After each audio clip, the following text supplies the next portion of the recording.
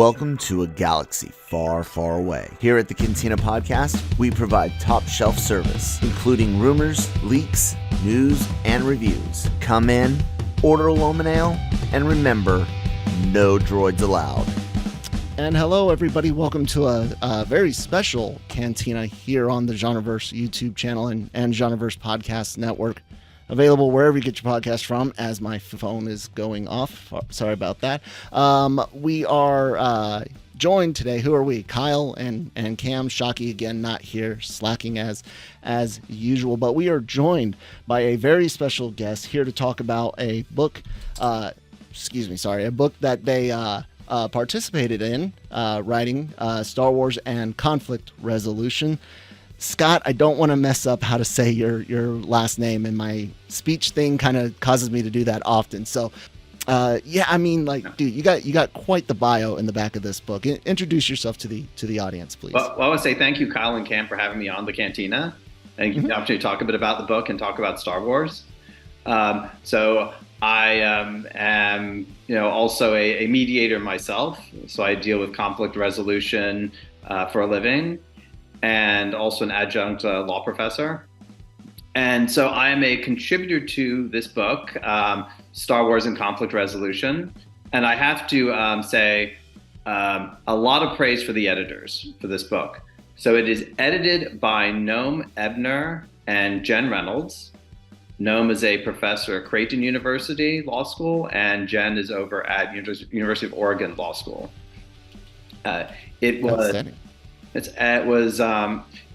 great thing of working this project for them is, unlike most edited works that I participated in, it's not just sort of, turn in your chapter and we kind of put together a sort of hodgepodge of different things. They were strong visionaries. They've written parts of the book. Their feedback and their guidance was very strong in influencing kind of how things came out. So it's a very unified work. So someone can pick this up and really delve deep into Star Wars with kind of sort of a single voice, single thought, single arc, and very much a lot of it follows Anakin. Yeah, it was an interesting read to get into. Like you said, the way that it's designed, there's a lot more flow than what you do see in a lot of these kind of collaborative books, which I did like. And I was actually thrown for a bit of a different loop when I was going through it. I've read a few of these like Star Wars and Philosophy was one of the first kind of like Star Wars in the real world applications I can remember reading years ago. And that one kind of felt a little bit more disjointed. So I like that. And it's cool to hear that was actually like a planned aspect of it. And also, I guess I constantly compliment the editors. I said they were the Marshall Lucas of editors. Because to be Star Wars original trilogy is very strongly influenced by Marshall Lucas's editing, and I thought when we got to prequels, that's what was missing. So, man, it sounds like we might have some things in common there. Scott, is it cool to just call you Scott? Oh yes, please do. Outstanding. I would love to get into some thoughts. Cam, do you want to start us? I guess the first thing, why Star Wars? I mean, what was it, your first experience with Star Wars? How did you come into the Star Wars fandom yourself, Scott? Well, so I was 5 years old in 1977 when this first time movie just came out. And at that time I was, Pete's Dragon, Disney, kind of small child. And suddenly when Star Wars came out, it changed my life. And not just changing my life in terms of fandom and science fiction, but also gave me a lifelong love of cinema. Great. So, you're an OG. I'm not quite as OG as you because I'm a little bit too young to have seen the original one. The first one I saw in theatres was Return of the Jedi in 1983.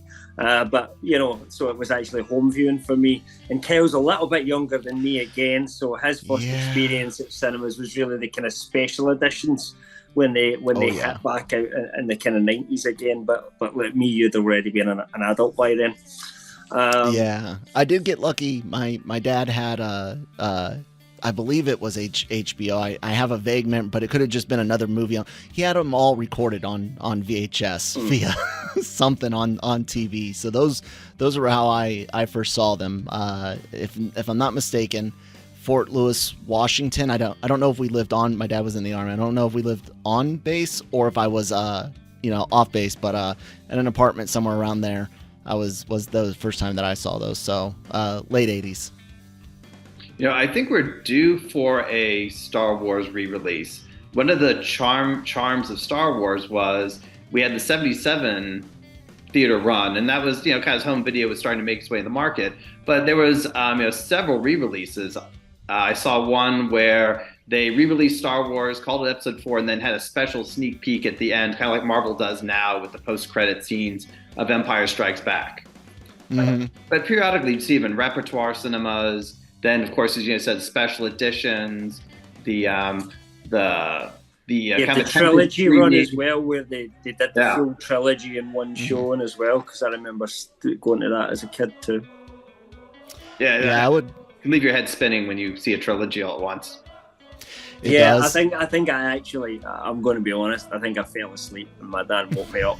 I say if I remember correctly, I fell asleep during Empire Strikes Back and woke up in Return of the Jedi. Sadly, but these things happen. I was probably young at the time.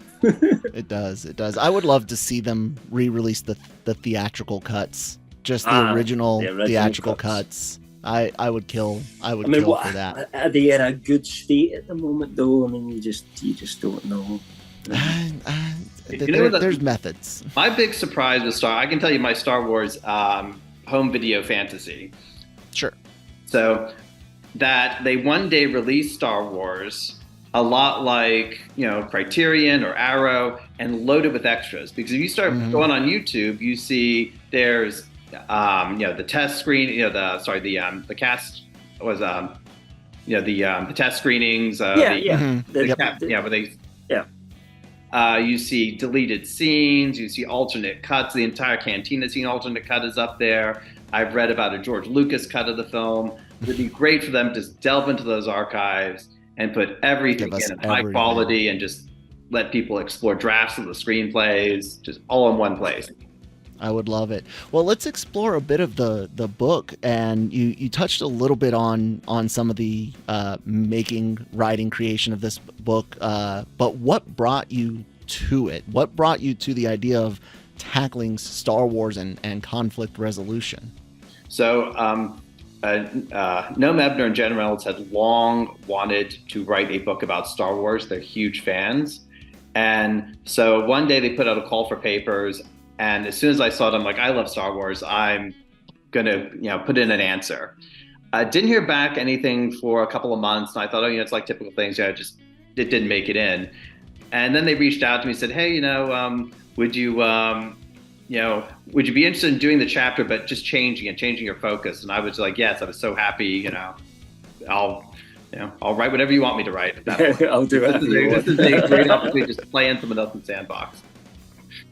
Very cool. And with that, your particular chapters on manipulation techniques, manipulation in negotiations, you really focused on the Jedi mind trick, something that we see throughout the saga. Why that? You mentioned you had something to ask you if you could write on something different. Why was that one the one that you ended up with? And if you can say, what was your original topic going to be on, out of curiosity? Well, actually, it was the same topic, different perspective. Oh, okay. Since I normally do mediations, I sort of pitched it originally as mediator communication amongst the parties. Kind of the mind tricks where can potentially help people see each other's points of views. And then the editor said, "Hi, what about from the negotiation perspective?" And so then I turned into the current, which I think is better, because after doing that chapter, it changed how I view both Star Wars prequels and real life mediations. Mm.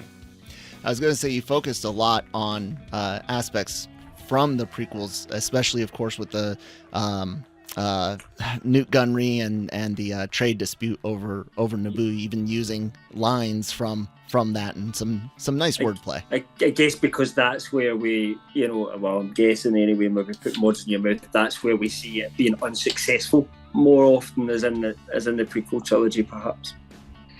Unsuccessful, also the perspective. So if we take Jedi mind trick as it's used in Star Wars, it pretty much is a manipulation device. So contrasting a little bit, I'll do heresy and step into Star Trek, but contrasting with the Vulcan mind meld, where it's clearly used repeatedly by Spock to gain an understanding of the other side. Like the episode Devil in the Dark with the Horta.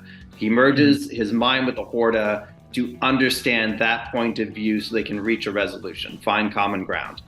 The Jedi mind trick, in contrast, is used very much as a manipulation technique. I'm going to get in your mind and I'm going to change your attitude what I want. Yeah. And that to me is the foundation of the fall of the Jedi in those prequels, is when they show up, the Trade Federation doesn't look at them as, oh, these are honest, neutral negotiators or mediators to help us resolve our problems in our trade dispute. No, they're going to force their exact words, force a settlement. And even Qui-Gon with Watto tries to use the mind trick to get him to accept worthless credits and basically take his property from him. So the Jedi have actually devolved where the mind trick is undermined their credibility. So when you start seeing the fall of the Jedi and you wonder, well, how does the Republic so easily shift from Palpatine from the Jedi Order, you see a lot of the foundations right there. Yeah. I also crap, sorry, I lost the thought that I was holding on to to continue on. And this happens to me surprisingly a lot. Crap, because it was a follow-up. It's not on my notes because it was something that you had said, and I apologize on that. Kyle, I was saying that one of the things is how it changed my real life. There you go. Go with that. Session. So basically, the Jedi mind trick, the idea of manipulating someone is, it's often referred to technically as distributive negotiation, or really more commonly we think of as hardball tactics. Mm-hmm. This is the person, when they come in to negotiation, they're not there to really initially find common ground with you. Like, they're the one who's pounding the table. They're threatening, I'm leaving, I'm out of here, I'm walking, I'm not going to settle this, I'm suing you, they're constantly sort of threatening. They're kind of, taking very extreme positions. I want $10 million. They're attempting to sort of more manipulate the process, manipulate the negotiation. But like the Jedi mind trick, where the Jedi mind trick only works on the weak-minded, a hardball tactic can only likewise work on the weak-minded. It is the worst form of negotiation in my mind, because all I have to do against the hardball practitioner, the hardball negotiator, is call them. Constantly call them, and every time you call them, they weaken and weaken further. And so when I have the hardball negotiator enter the room, I'm always thinking, Jedi mind trick, this is for the weak-minded. It only works on the weak-minded, Yeah, and you went over that in the book. There was the different ways to kind of respond to them, and you talk about repeating or kind of cloning the tactic, turning it back on the person using it. All things that I also find myself kind of doing when being a parent. It is crazy how similar parenting is to a lot of negotiation tactics, and I don't know. Am I being held hostage by my kid? Maybe. I don't know. But I dug that aspect of it because, like you said, there's a lot of real life applications to things like this, and it's fun to see it through the Star Wars lens. I mean, that's the fun thing about the book. Like I said, it's very much written for fans. So people hearing about the book now shouldn't think like, oh no, this is a legal text or an introduction to conflict resolution. It very much is written from the point of view of just looking at the Star Wars universe from the perspective of conflict and getting a little deeper dive into sort of the dynamics that's going on here in Episode 1 and the original trilogy. But it also is kind of fun if you are someone who is an attorney or does dispute resolution, because there's so many concepts that, like, if you enter that field, you will hear interest-based negotiation, BATNA. You hear all these terminology. People throw it around, and I'm not sure they even know what it is. And so it's nice to see in a very interesting environment all these concepts laid out very, simplified. Just like we were talking about, distributive negotiation, hardball tactics, Jedi mind trick. Good illustrations of what these are. Absolutely. And the book is a great read. I highly suggest anyone that's into any of this, whether from a fan perspective to kind of see real world things applied to stuff in universe, or if you're a bit of a knowledge geek like I am, this is great to kind of dig into some of that real world stuff with a fun Star Wars flair. So the book is Star Wars and Conflict Resolution. Noam Ebner, Jen Reynolds, edited by a lot of great segments and writers in this. And we're going to talk in a little bit about a way you guys might be able to win a copy of the book. But I couldn't talk Star Wars and conflict resolution without kind of digging into some of the conflict we see in Star Wars these days, online, across the fandom, things dealing with, which trilogy is best, which trilogy is even allowed to be called good, which ones are bad. The whole situation is very, very tense. Have you noticed that, Scott, looking around the world these days? Well, it's interesting you say that, because for Star Wars fandom, we have those illustrate two of the easiest concepts of negotiation and mediation. The first one is interest-based negotiation. So you try to look at, do you have a common interest? And we all do. We're all Star Wars fans. We all love the movies. We always want more content.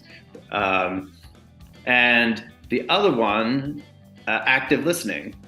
That's trying to slow down and listen to why people favor or think about certain films the way they do.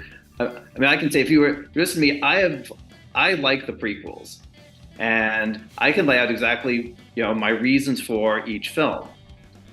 The Phantom Menace, because when I did enjoy it when it first came out, I saw it 4 times in the theater. But over time, as I've watched it, The Phantom Menace is really a children's film, kind of like Little Princess, something that you're taking your kids to on a Saturday morning matinee at the movie theater. And at that level, it works. You can see the intention, the young child hero, the comical Jar Jar Binks, the doo-doo joke. And for me, it works really well. The second one, the Attack the Clones, long since one I haven't liked as much, but as I've thought more about it, it's what we're talking about, an editing problem.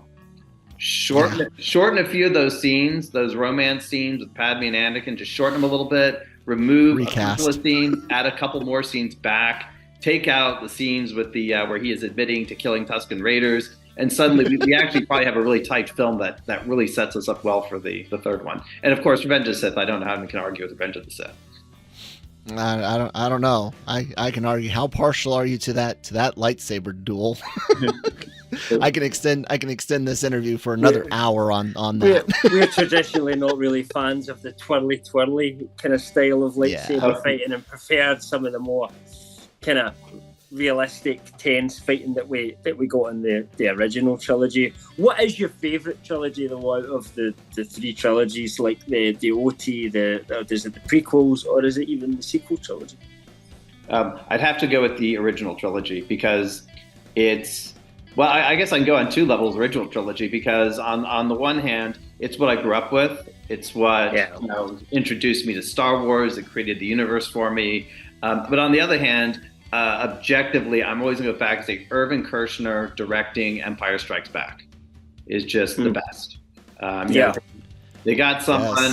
Yes. He was actually done an interesting film called Loving before that, which is about a husband-wife relationship, tense relationship, and it's such a great choice, because you took someone who isn't a sci-fi guy, but as I read one place, he had to make Mark Hamill interacting with a puppet believable, Mm-hmm.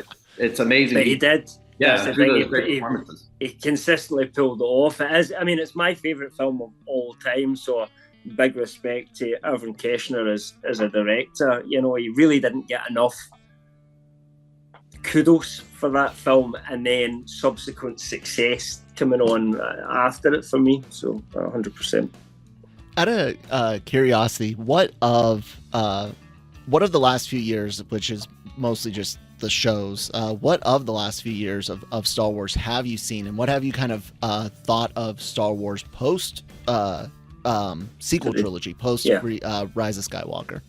I must have been getting behind more on the Disney content. I find that there's a lot of content on streaming, so it's hard to keep up. So I'm still kind of back at the beginning of Mandalorian.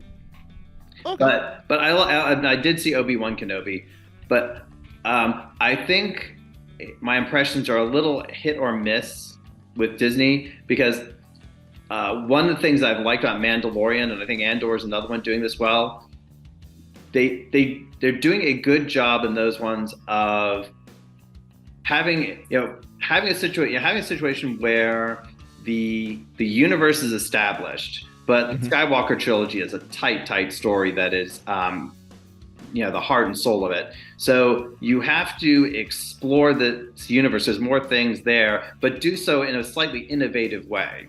Yeah. Without tying yourself too much. And I think like Mandalorian and Andor are able to kind of take these other characters, other stories, and set them within that universe and kind of build upon it.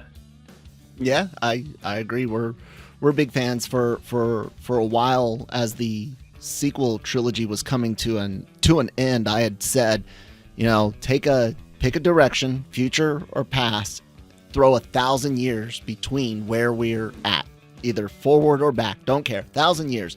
Huge galaxy, wide open possibilities. I grew up where my Star Wars was the EU, because that's all I wasn't getting any new content from. Like I said, I discovered it there in the late 80s, and you don't get any new content really until 99's Phantom Menace. So I lived off of EU books written by Mike Stackpole and Kevin J. Anderson and Timothy Zahn, of course. Did you ever get into any of the EU, the books, comics, games, or anything? Oh, yeah. I grew up, actually, the largest collection of comics I have collected was Star Wars. Nice. Keeping up with those original Marvels. One of the things that I loved about EU is, for example, the Han Solo trilogy, Han Solo's Revenge, Han Solo at Star's End, Han Solo Lost Legacy. So a lot of those EU they were so great that rather than tie themselves too much to a particular story arc in the existing films, which always sets you up for like, hey, that's contradiction, or that doesn't work, or it gets superseded. They treat it you, J.J. Abrams. Yeah.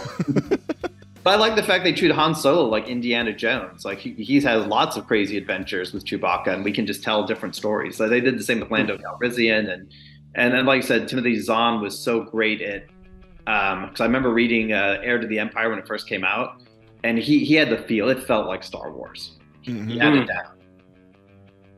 Absolutely, that's good. My favorite EU books, of course, were Rogue Squadron. I had the great pleasure of speaking with Mike Stackpole for almost 2 hours, I think it was, about everything. We talked the Satanic Panic. He was I don't know if you know much about him, but he was a game developer and was real big in kind of a independent media on situations like that. Really cool guy. But I love the Rogue Squadron books and the dog fighting. Like Star Wars for me was always, light on the Star warring part of of the title. I love the big fight in Return of the Jedi, but the sequel trilogy really just disappointed me in the lack of Star Wars. And we were supposed to get a Rogue Squadron movie. Jury's still out on that. What would you like to see out of the future of Star Wars, movies or shows? Is there a character carte blanche realm you want to explore? If you could do it, if I was over in Lucasfilm, one thing I would love to see is Ron Howard getting to direct another Star Wars movie. Because remember, for Solo, George Lucas had apparently asked brought him, in. would you be willing to do a Star Wars movie with me? And they did Willow together. And in Solo, he was pinch hitting in a cleanup move because halfway through production. But the thing that struck me about Ron Howard directing Star Wars was it felt like original trilogy Star Wars. Like, just like Timothy Zahn really got the vibe in Heir to the Empire and that trilogy, he knows Star Wars. And I would love to just see him be able to make another Star Wars film from start to finish. Yeah, it's interesting. I think it would be a good opportunity to see what he would do with a different project, actually, because because it did feel like that for that to be his only, shot at the. I know his daughter is now, working her way up. I mean, I could see Bryce Dallas get a movie before he did, actually. She's had several in terms of the way things Mando episodes. She's been working quite regularly in Mando, and she's really kind of building up her CV as a director and someone to work with in Star Wars. And I think you can see how she's improved as well. But yeah, I wouldn't be against Ron Howard, but. As long as it was someone giving him a good script, because I don't really see him as a writer for Star Wars, I must admit, but I would be up for seeing him directing one for sure. Yeah, any particular? Oh, go ahead. I was saying the difficult thing with Solo is, again, there's one thing, if I'm critical of one thing of movies is you make it hard, I think, when you tie it too much. Like, it's too prequel-y to say how you got the Millennium Falcon, how you got this. You're too tied down. Explain too many things, yeah. We felt like that as well. Like everything, it felt like they went through a checklist of everything that they had to explain off. And I think, like you talked about the books that went into Han Solo's life, and as you say, I think Solo would have been better if it was just a segment of Han Solo's life and some of the crazy stuff that he used to get involved in his younger pirate days. I think that would have been a more sellable film than the kind of proto-rebellion type deal that we kind of really got in Solo, but I guess that was my issue. Besides the box checking for how does he meet Chewie, how does he get the Falcon, how does he do the Kessel Run, how do you change distance into time? My biggest issue was having him doing all the right things for the right reason before the Death Star run, because it kind of ruined that whole moment where Han was challenged by these 17, 18-year-old kids in Luke and Leia to be a part of something bigger and better. And he walks away at first, takes the money and runs, and then comes back because of those two. It really took away from that to have him do the right thing for the right reason for the rebellion in Solo. But do you ever remember, I don't know if you ever read them, but the original Marvel Star Wars comics, when they started with, I guess it was issue 7 or 8, when it got past the film Star Wars film and into the continuing stories, they actually started with Han Solo. And it was great because they explained how he lost all his money from the reward, and kind of what he ends up doing, and how he sort of ends up sort of this kind of Magnificent Seven sort of Western style, adventure with these different various bounty hunters and aliens. And yeah, it's great. He was always a great character to follow. So about the book, we said to the audience, and thanks so much for the great conversation on Star Wars, Scott, and bringing us the book, sending me a copy of the book to enjoy. Cam was supposed to get one. Unfortunately, some mail stuff happened, and he wasn't able to get the whole book. So we're going to give his away to one lucky listener. Now, I had mentioned we could do a trivia question. Did you have one in mind, Scott, yourself?